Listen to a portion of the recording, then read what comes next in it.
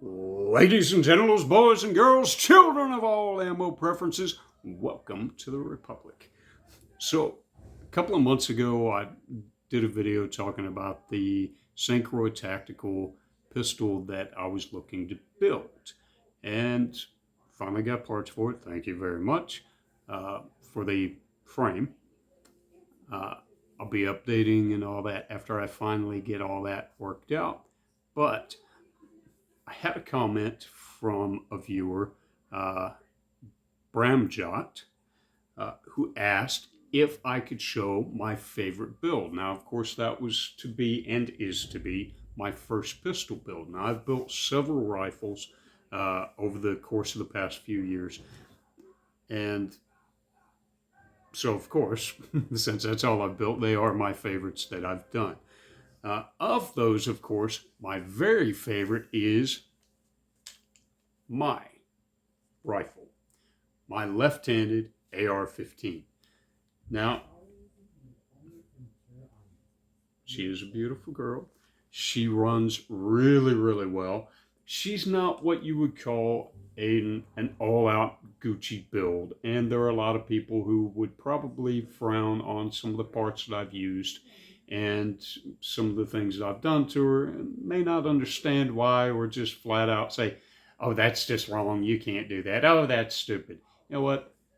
We'll go back to some of my earlier videos and say, what is it? Oh yeah, fuck you, it's my gun, I'll do what I want because it works for me. If it doesn't work for you, don't do it. Build the gun the way you want it, use the parts you want, and as long as they work for you when you need them to work, so be it. Who gives a shit? So, she is, I'll admit it, she's a little on the heavy side. She is a fat little girl, I'm telling you. So, again, left-handed. We started with, this is a Palmetto State Armory lower and lower parts kit. Used the polished trigger from her, and before anybody starts crying, I'll take my, yes, it's a loaded magazine, out and show that I am clear. Again, PSA, I did put in a ambi, and this one I think I actually got from CMMG. Now, one thing that I do like about this particular switch is a lot of the switches out there I don't like, because on this side, of course, for your right-handed shooters, they have a standard size lever. And then when you go to this side, which is what us left-handed shooters are going to use, they go to a shorter, maybe 3/4 lever. And to me, it's kind of fucking stupid. It's kind of an insult. It's spitting in my face saying, yes, I'm going to give you your ambi safety selector, but not really. I'm going to make it a little inferior to the right-handed shooters. And why'd you even fucking bother? If that's what you're going to do, why bother? So this one is standard size on both sides. So I really like that, and that's why I went with this particular one. Magpul. This is the Magpul MOE grip, and she does have the cute little compartment down here if I want to store whatever the hell that at the moment I use it so much I don't remember how in the hell to get it out. So at any rate, it's here. Store whatever the hell. Batteries, a little bottle of lubricant if I can quit dropping shit. I'm old, I'm feeble, simple-minded, and I'm slipping, so whatever. But it's not as big a grip angle as what your mil spec is, but so a little bit better. It doesn't have that stupid stupid indent right there with the finger grooves. It's got a good enough texture that it's not overly aggressive, but with texture on the front strap and the back strap, it's really nice. It's a really nice grip. I have thought about changing out for something with a little less grip angle, maybe gunfighter grip, but I haven't, and we'll see if I ever do. Um, Back to the buttstock. This again, Magpul, because Magpul does make great shit. This is the STR. So I like this one a whole lot. I do have little storage compartments in here for extra rounds, batteries, whatever in the hell I want to put in there. I never put anything in there. I probably never will.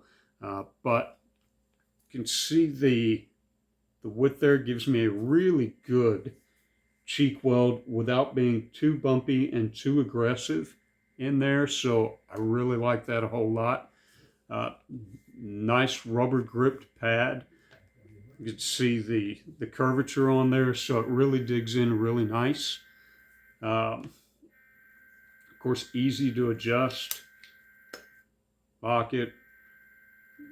We do have our QD mount points or several standard mount points. So nice. For her, I really wanted to go with more of a mid-range. So I went with a True Glow 1:6 LPVO, and she is actually really nice, really inexpensive, but she gets the job done for sure. Really simple, easy to use throw lever. She comes with the turns for both 5.56 and for 308. So I actually do have this very same one on my AR-10. And of course the etched reticle on these is great. It is a second focal plane optic, and I kind of actually prefer that over a first focal plane. Don't ask me why, I just do. And of course the red and green lit reticles. Of course, if you know me, you know which one I'm going with. It's green, by the way. So my upper receiver, my bolt carrier group, and actually my barrel, I all went with Stag Arms. It was being my first build. I really wanted to make sure that the barrel was going to mount up well with the upper receiver, which is why I kept it inside the same company. And of course, Stag Arms being one of the very few out there that actually builds a left-handed upper receiver. So that was kind of a no-brainer. I did have a little issue when I first got it with the spring in here was actually broken. So I did have to get a new spring so that I could put that on here. And a lot of rifles now are actually starting to be made without the dust cover. Some of the builders just see it as not really necessary, just like the forward assist. Maybe I keep them out of habit. Maybe I don't. I could have just left it off, but I didn't. So there we have it. The handguard, the quad rail was something that I'm just accustomed to. I really am. The Picatinny rails, of course, the military's used for just decades and decades. So it's very familiar to me. I know the lockup on it. I knew it was solid. And at that time, the M-LOK rails just really weren't entirely trusted. They were still being kind of test fired in the community a little bit. So I wanted to go with something I knew was going to lock up and knew was going to hold well. So I went with a quad rail. I have since then used some M-LOKs on my other builds. And of course I have it on my AR-10. And having worked with them, okay, M-LOK, good shit. So I wouldn't mind swapping out for an M-LOK. It would cut quite a bit of weight off of here, even though this girl that I got from AT3, which is, I think it's where I got all of my, I think it's where I got all my handguards, was AT3 Tactical. But it's really good. I've got, of course, QD mounts, both sides at the forward and rear. So she's been great. For quad rail, she's actually pretty light. So again, lockup's great. Really happy with it. Of course, Magpul again on the front and rear flip sights. My rear flip sight, yes, I'm sure you've noticed, I will have to remove the optic if I need to go with it, but if I'm at a stage where I'm gonna have to go with my backup sights, that optic has got to be completely fucking trashed out anyway. With the etched reticle on here, just losing the battery is not gonna cut it. It's gonna have to be smashed to shit before I'm gonna go with those. And at that point, again, fuck it, take it off, throw it away. It'll never be on another rifle again. So I'm not concerned with it being covered up by my optic. On up to my light, and you know I love my lights. Now, if you watch the channel, you've probably seen this guy. He is, I'll call him functional.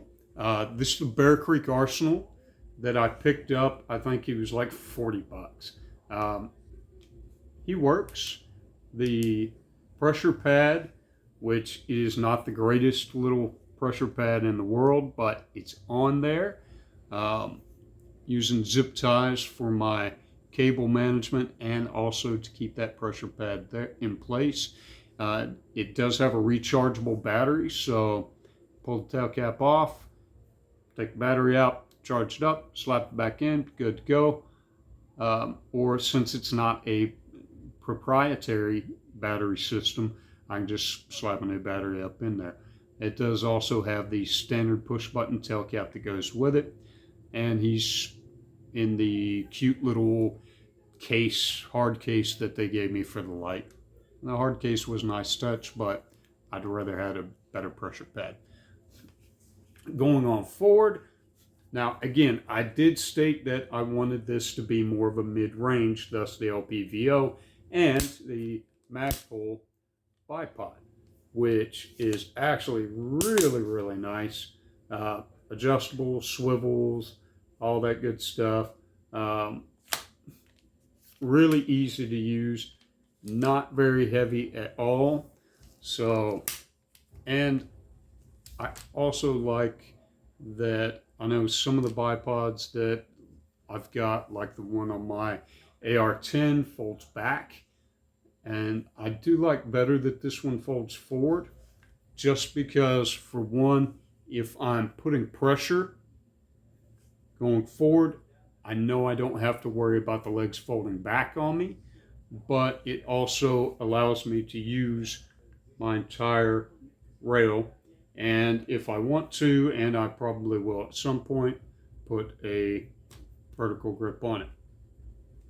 At any rate, moving forward again, the J-Comp from Strike Industries.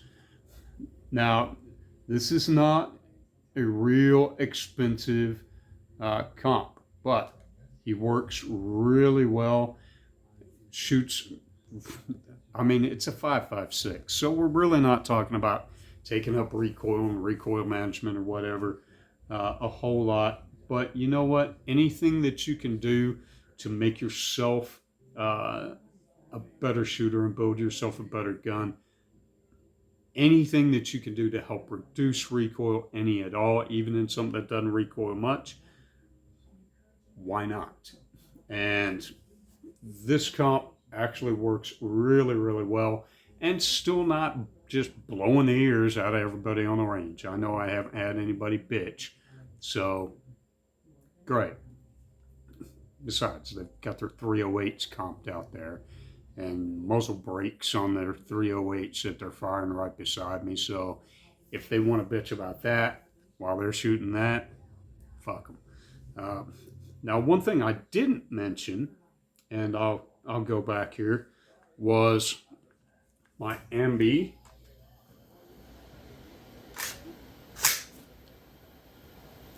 Now, this is the Break Arms Warhammer. Again, relatively inexpensive and works really, really well. This is one that I actually use on a lot of my builds too.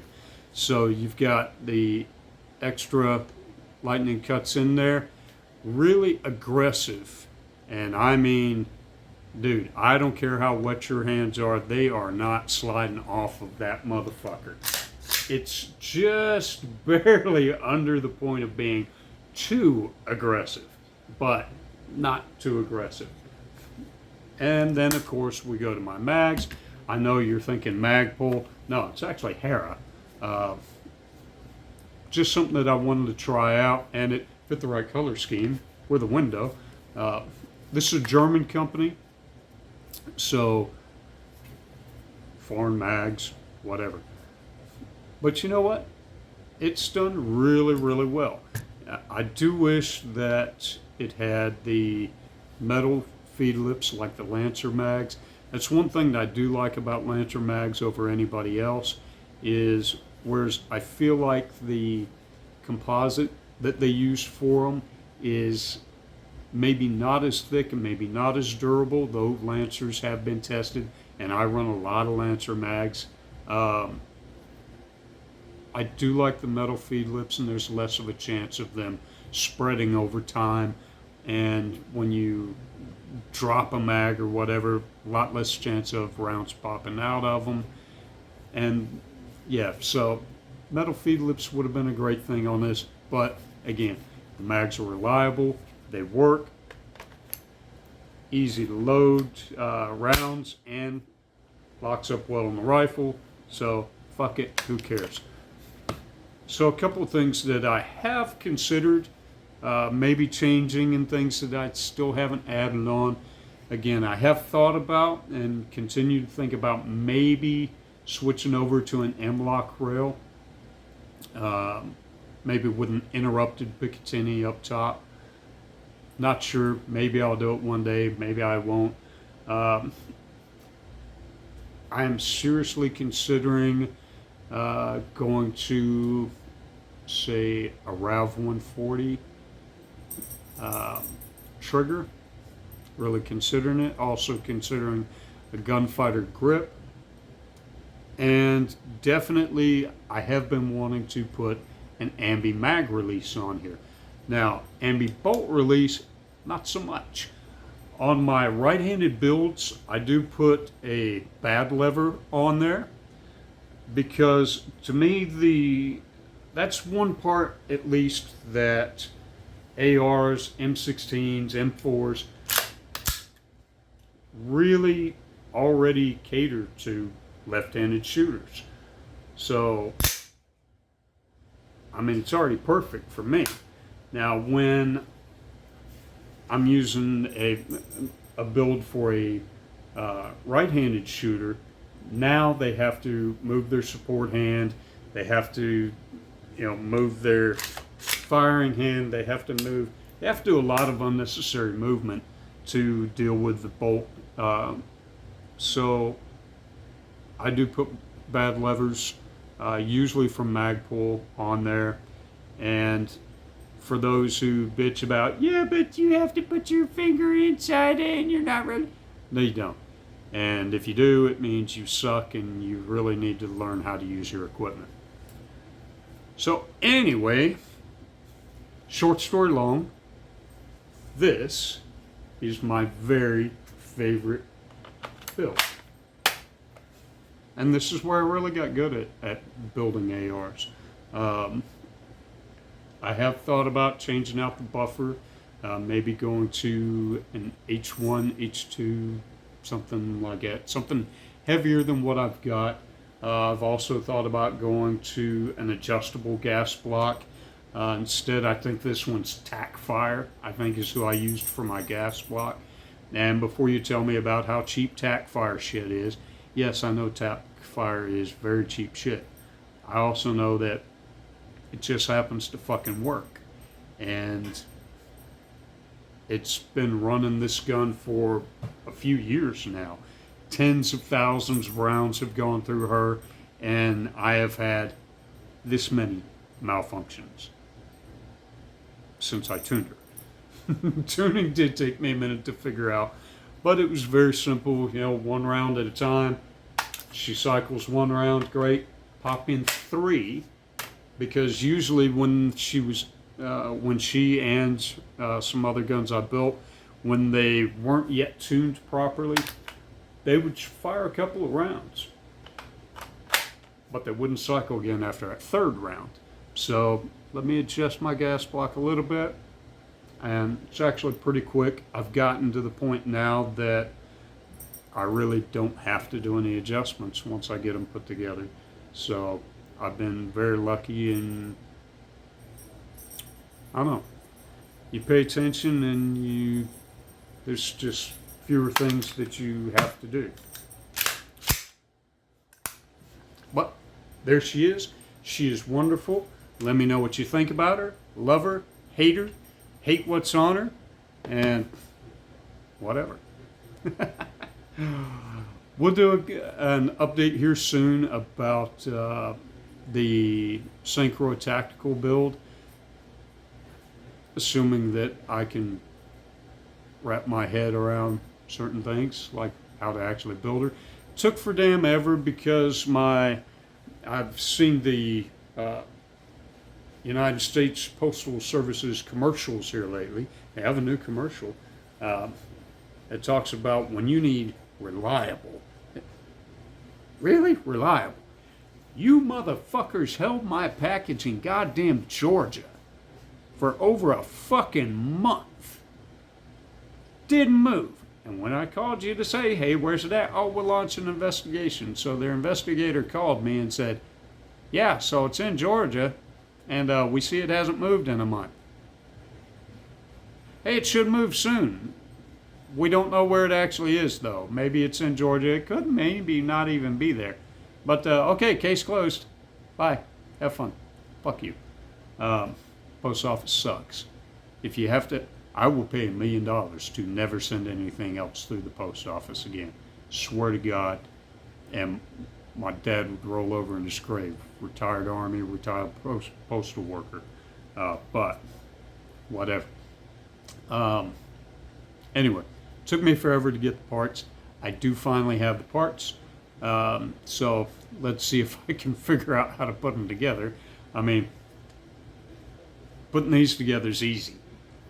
Pistol, I don't know. We'll find out. But stay tuned, and I'll try not to be so damn long-winded. Good night, y'all. Oh, subscribe, comment, like, hit your notifications, and we have finally hit 100 subscribers. Yeah! Anyway, thanks a lot, and good night, and we'll see you later.